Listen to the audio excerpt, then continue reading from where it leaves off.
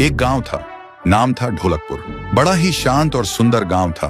लोग हमेशा खुशी से झूमते थे क्योंकि उस गांव में रहता था महाराज रायस्टार, जो अपने गांव के लिए एक शेर था, जो कभी अपने लोगों के साथ गलत होने नहीं देता था। लेकिन उस गांव में छुपा था एक डरावना राज, एक राज जो सबके दिल में था पर जुबान पे नहीं। गांव के बीच एक सूखा हुआ पेड़ था जिसे लोग कहते थे श्रापित पेड़। ना कोई उसके पास जाता, ना कोई उससे आंख मिलाता। हर पूर्णिमा के अगले दिन उस पेड़ के नीचे एक लाश मिलती थी।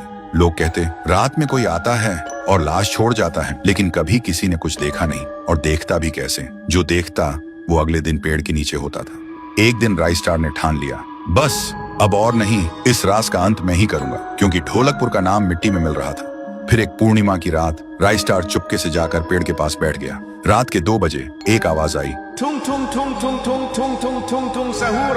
और फिर वो पेड़ भूत में बदल गया। वो भूत कुछ अजीब सा था, एक भयानक शैतानी हंसी वाला चेहरा, आंखें बड़ी बड़ी। वो पेड़ चल के एक घर के गेट को जोर जोर से खटखटाने लगता है। तभी एक आदमी डर के मारे आवाज सुन के बाहर निकलता है। वो भूत अपने लकड़ी जैसे हाथ से एक ऐसा थप्पड़ मारता कि उसकी सांस वहीं थम जाती है, और उसी जगह उस लाश को ले जाता है और वापस फिर से पेड़ बन जाता था। देखते ही रायस्टार का दिल कांप जाता है, पर वो कुछ बोलता नहीं।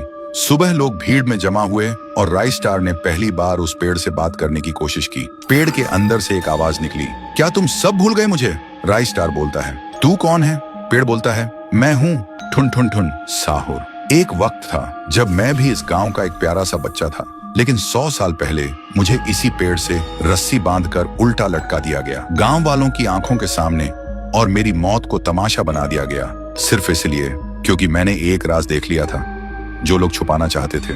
और उसी पल से मेरी रूह इस पेड़ से जुड़ गई।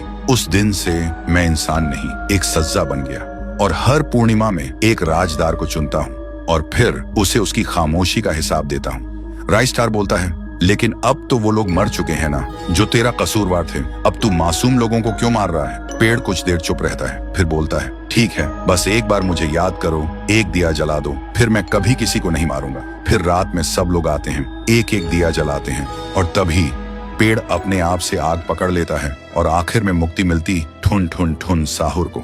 उस दिन के बाद गांव में कभी कोई लाश नहीं मिली। हर पूर्णिमा में लोग एक दिया जलाकर उसकी यादों को जिंदा रखते हैं, क्योंकि अगर भूल गए तो सपने में एक आवाज सुनाई देती थी, ठुंग ठुंग ठुंग ठुंग ठुंग ठुंग ठुंग ठुंग ठुंग सहूर।